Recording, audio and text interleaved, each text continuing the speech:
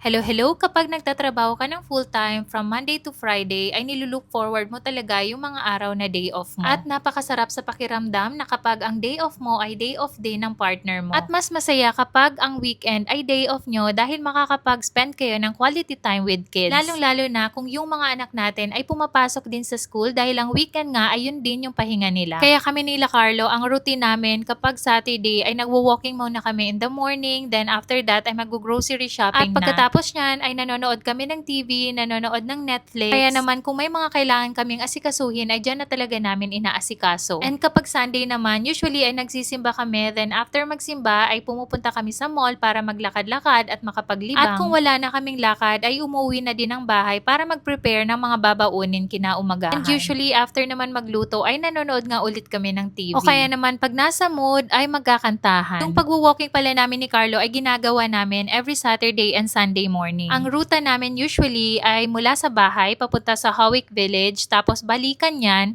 at mga nasa 30 minutes ngang lakad yan. Napakasarap sa pakiramdam ang makapag-walking at makapag-exercise, kaya talagang nilulook forward ko palagi ang weekend. So ayun lang yung vlog natin for today. See you again next time. Bye!